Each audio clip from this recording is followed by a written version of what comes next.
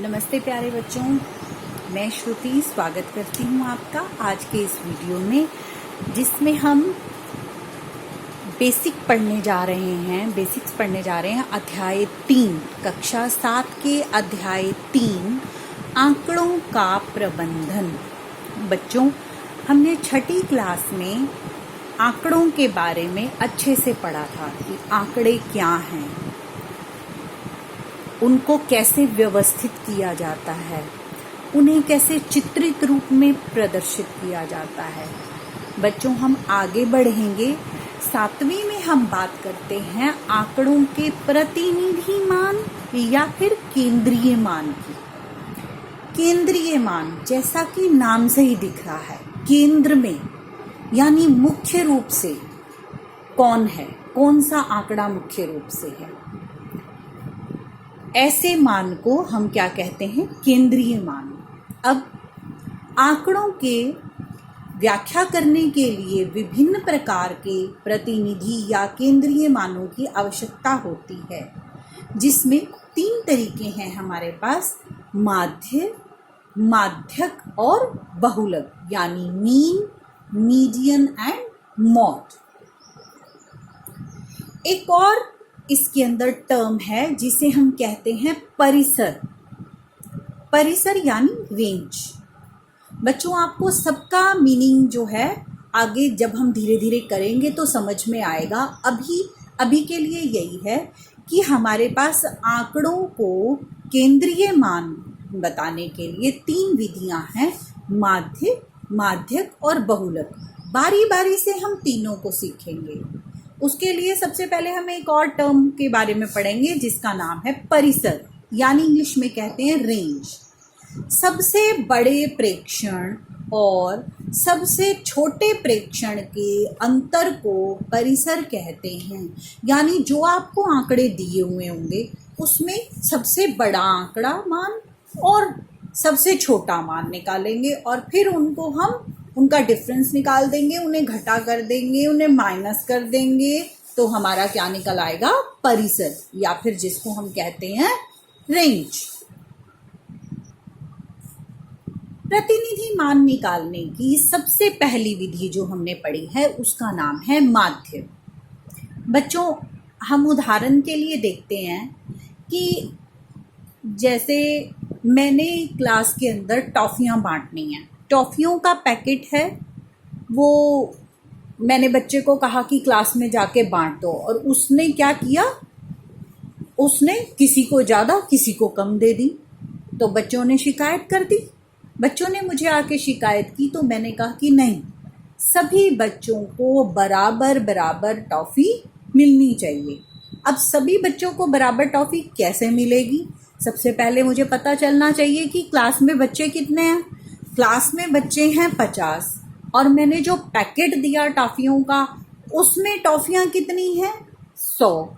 तो यानी सब बच्चों को कितनी टॉफियां आएंगी? बिल्कुल सही, 2-2। हर एक बच्चे को कितनी टॉफी मिलेगी? 2-2। यह है मध्य मान, सबको बराबर बराबर।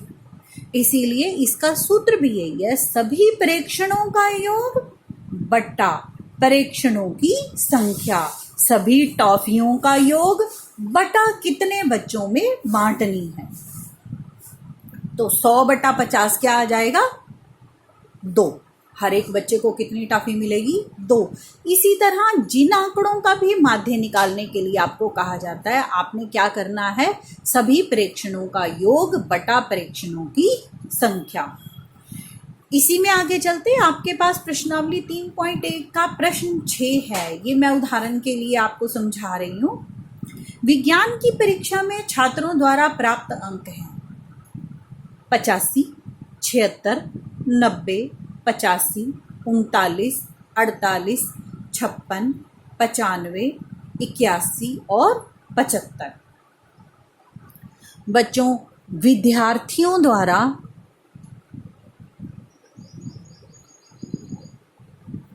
प्राप्त सबसे अधिक और सबसे कम अंक बताओ। आपका जो प्रश्न है उसमें यह विद्यार्थियों द्वारा प्राप्त सबसे अधिक और कम अंक वाला बताओ। सबसे अधिक अंक कितने हैं इन आंकड़ों में? अगर हम देखें तो सबसे अधिक क्या है? 95। और सबसे कम क्या है? 39। तो हमने एक टर्म सीखी थी रेंज यानी परिसर।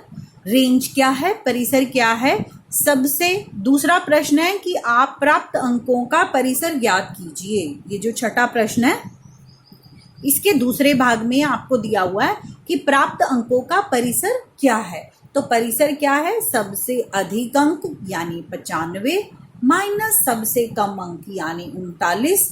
95 में से 39 गया, आपके पास आ गया 56।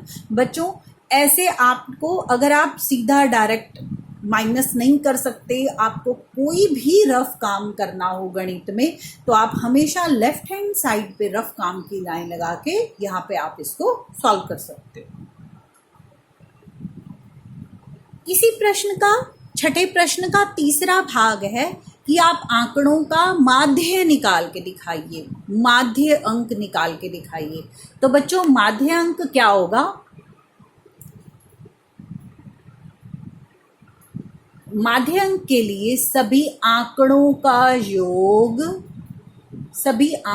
योग बटा प्रेक्षणों की कुल संख्या। बच्चों हमारे पास प्रेक्षण कुल कितने हैं? 1 2 3 4 5 6 7 8 9 10। सभी प्रेक्षणों का योग बटा प्रेक्षणों की संख्या। जब हमने इनको जमा किया, आप ऐसे जमा नहीं कर सकते, आप जैसे मैंने दिखाया हुआ है लाइन, रफ काम की लाइन लगाकर इसमें आप आंकड़ों को प्रबंध करके उसको योग करके सही तरीके से व्यवस्थित करके लिख के उनका योग करके आप यहाँ पर लिख सकते हो। आंकड़ों का योग बटा प्रेक्षणों की संख्या। 730 आया आंकड़ों का योग बटा 10, 0 से 0 कट गई, आपका माध्य अंक क्या निकले?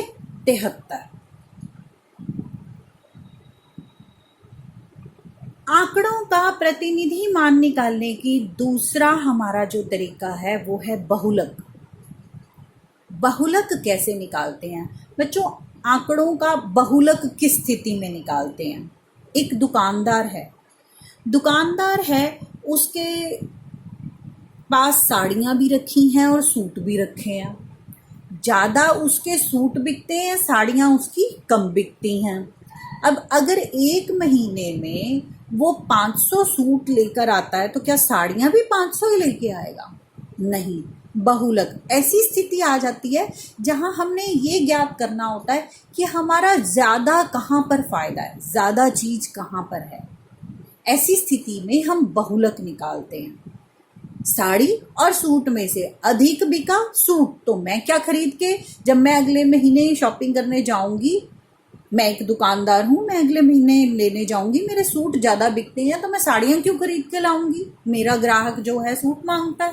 तो ऐसी स्थिति में मैं क्या निकालूंगी? बहुलक। साड़ी और सूट में से अधिक बिका सूट तो मैं लाऊंगी सूट। इसी तरह आपने बहुलक निकालना है। बहुलक यानी जो आंकड़ा सबसे अधिक बार आता है वह क्या कहलाता है? बहुलक।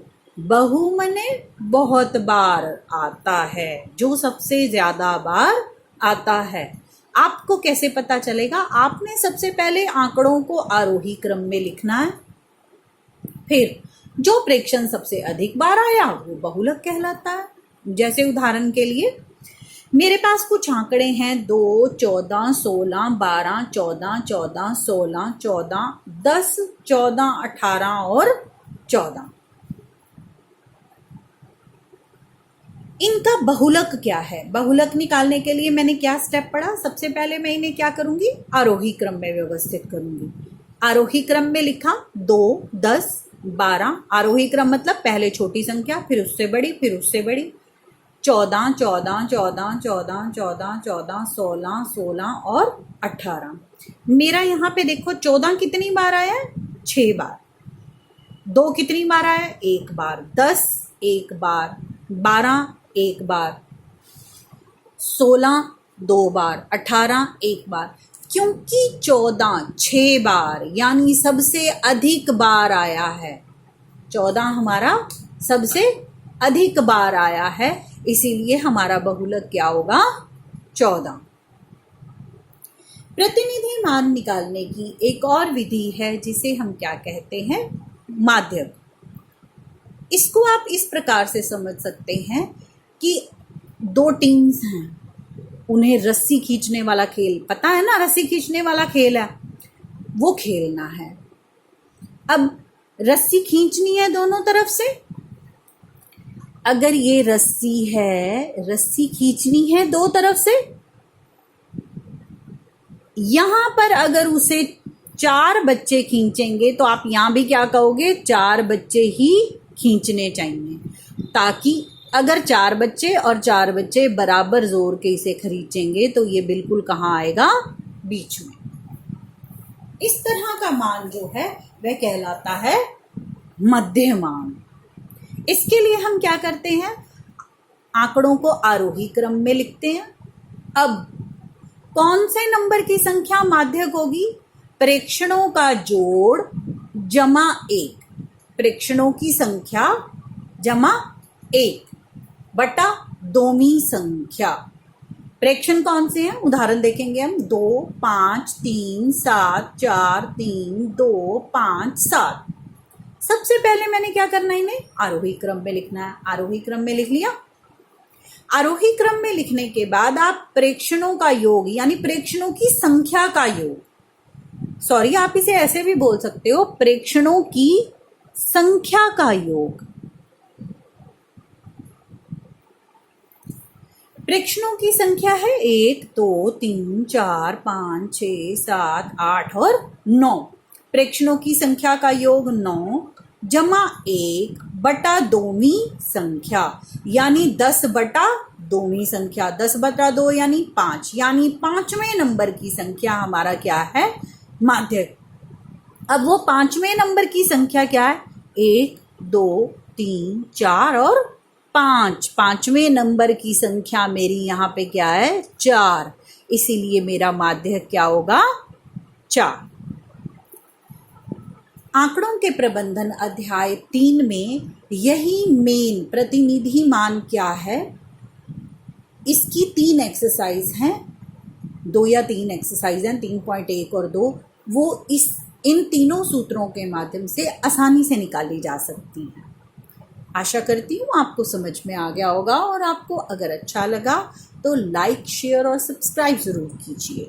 धन्यवाद।